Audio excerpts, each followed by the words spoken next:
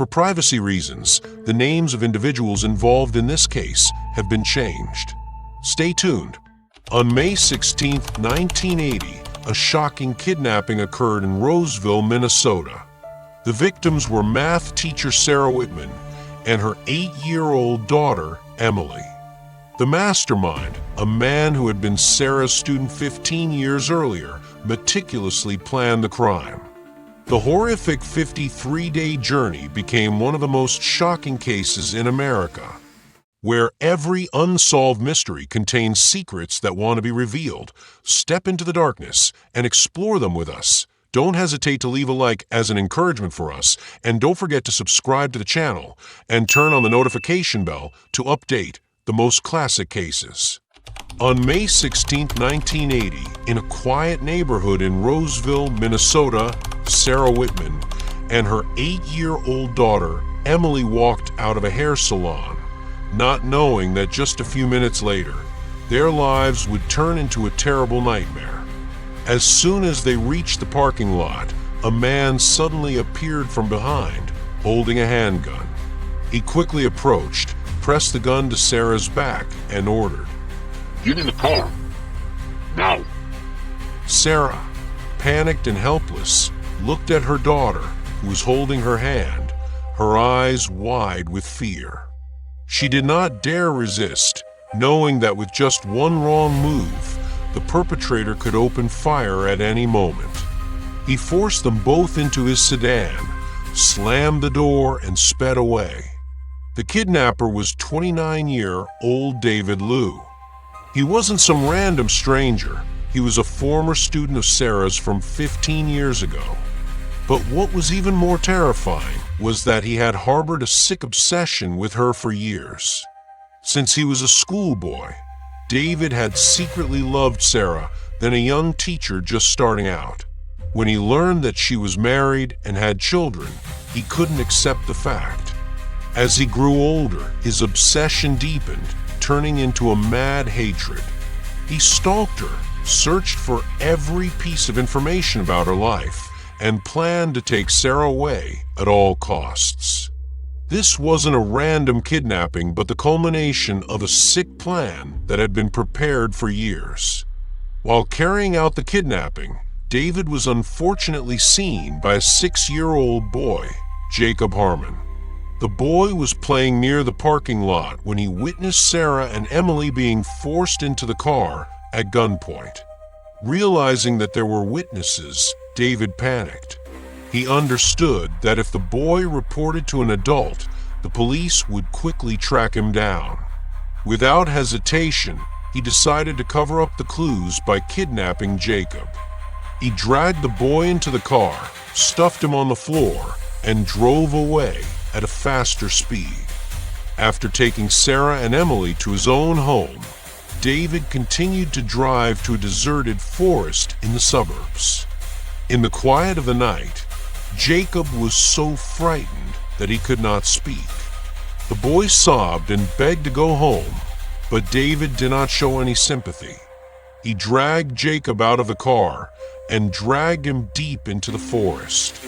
There he brutally murdered the boy and then left his body among the dense trees. 2 days later, a passerby discovered Jacob's body. The police opened an investigation into the boy's mysterious death, but at this point they had no clue as to who was behind it. David returned home, convinced that he had covered all his bases. He believed that he would never be caught. When they got home, David dragged Sarah and Emily inside, locking them in a small closet. The darkness was overwhelming. The space was so stuffy that it was hard to breathe. Both mother and daughter had to shrink, unable to stretch their legs. Sarah hugged her daughter tightly, trying to comfort her, but she herself did not know how to calm herself down. Every day, David only opened the door a few times to bring food and pull Sarah out. He repeatedly raped her. He threatened to kill Emily if Sarah dared to resist. He wanted her to submit, wanted her to become his woman, wanted to turn her into a living doll in his sick world. Meanwhile, Emily, although not attacked, had to witness everything that happened. She did not understand why this man hurt her mother, did not understand why they could not leave this place. Sarah tried to beg, tried to negotiate, but David just sneered. You belong to me, Sarah. No one can save you. On July 7, 1980, Sarah knew that if she didn't act, she and her daughter might never see the light of day again. Every second, every minute she watched.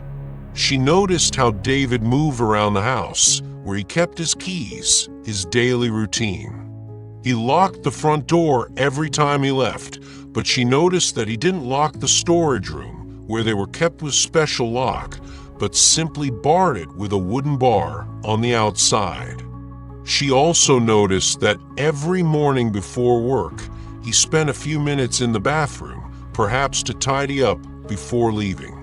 This might be his only chance to act. That morning, when David went to the bathroom, Sarah looked at her daughter, signaled for silence, and then took action.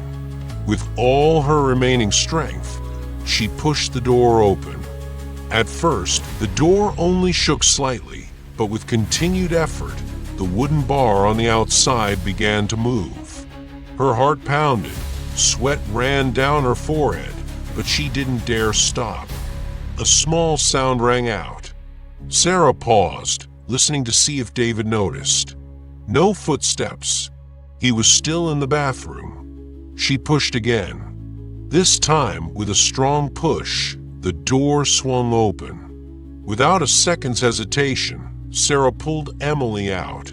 She was so scared that her legs were shaking, but she still held her mother's hand tightly. Sarah looked around. No one. The kitchen. She remembered that David always left the landline in the kitchen. There was no time to think. She pulled Emily and ran as fast as she could. Every second that passed was filled with the terrible fear that David could come out at any moment. When she arrived, Sarah quickly grabbed the phone and dialed 911. The operator's voice rang out. 911, please tell us where you are. Sarah was almost screaming in panic. Please help us! My daughter and I have been kidnapped for 53 days. We are locked in a house near Columbia Heights. Please, please, hurry. The operator quickly took the information and contacted the local police. At this moment, Sarah heard the bathroom door open. David stepped outside. He immediately realized that the closet door was wide open. He roared in anger. Sarah! With no time to hide, Sarah pulled Emily and ran straight to the front door. She tried to turn the doorknob. Locked. She ran into the living room, looking for anything that could break the lock. Meanwhile, David was rushing towards her. You think you can escape me? He shouted. Sarah saw a wooden chair nearby. Without thinking, she grabbed the chair and smashed it with all her might against the window. The glass shattered. Sarah pulled Emily through the window, ignoring the sharp shards of glass cutting into her skin. Just then, police sirens sounded outside. David panicked. He knew his game was up. The police rushed in and subdued him before he could escape. Finally, after 53 days of terror, Sarah and Emily were free. David Liu was charged with a number of serious crimes: kidnapping, false imprisonment, sexual assault, and murder. Sarah's testimony was overwhelming evidence against him, along with the forensic examination and the body of the boy Jacob Harmon found in a remote forest. When the trial officially took place, the whole country focused on this case. David's cruelty was shocking, making everyone expect justice to be served. On the day of the crucial trial, Sarah took the stand. Standing before the entire jury, she looked straight at David, the man who had imprisoned and tortured her for 53 days of hell. Her voice trembled but was determined as she recounted the horrifying details. I was held in the dark, threatened, and humiliated every day. My daughter, an innocent child, had to witness it all. I don't know where I found the strength to survive, but I knew I had to do everything I could to protect my daughter. The courtroom fell silent. Some shed tears as they heard what Sarah had endured. And David Liu. He sat motionless, his eyes cold, but behind his calm exterior was a burning anger. He couldn't bear to see Sarah standing there, strong and unyielding. He thought he had her under his control forever.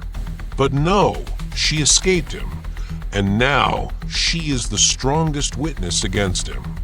As soon as Sarah finished speaking, David suddenly jumped up. He pulled out a small knife hidden in his sleeve and rushed towards her with a hateful look in his eyes. A scream echoed throughout the courtroom. Everything happened in an instant. David swung the knife up and slashed Sarah's face, creating a long cut on her cheek. Blood flowed freely. Sarah staggered, but she did not fall. Immediately, the judicial police in the courtroom rushed in to restrain David and threw him to the floor. He struggled and roared like a cornered animal. The judge slammed the gavel and ordered him to be taken out of the courtroom immediately. Sarah received first aid from the medical staff on the spot. Despite her injuries, she remained steadfast. She had survived 53 days of hell. A wound on her face could not make her fall. After the attack in court, there was no defense for David Liu. His insane actions only reinforced his case before the jury. In the end, the court sentenced David Liu to life in prison without parole. He would never hurt anyone again. As he was led out of the courtroom, he looked back at Sarah again, but this time there was no arrogance or triumph, only helplessness and hatred. Sarah put her hand to her cheek, touching the fresh wound, but she knew the Real wound had long since healed. She had won, and most importantly, she and Emily were free. But what about the wounds in their souls? The terrible memories do not fade easily. Nightmares still occasionally wake Sarah up at night. There are days when she is startled by the sound of a door closing or when someone looks at her for too long. Emily, the innocent girl caught up in this nightmare, has had to face her fears since she was very young.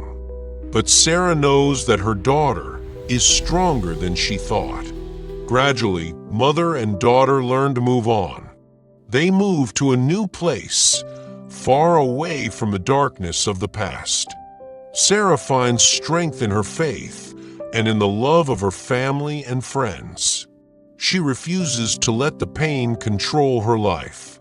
Years later, Sarah becomes an inspiration, sharing her story to help others who have gone through the same thing. She turns her pain into strength, helping others find hope. And David Liu, he was trapped in the same obsession he had tried to impose on others. There was no one left to control, no one left to torment. He had only himself left, and his punishment lasted a lifetime. In the end, justice was served. But more than justice, this is a story of survival, of the power of perseverance and maternal love. Thank you for joining us today. If you enjoyed this story and want to dive deeper into more intriguing mysteries, be sure to subscribe and hit the notification bell so you never miss an update.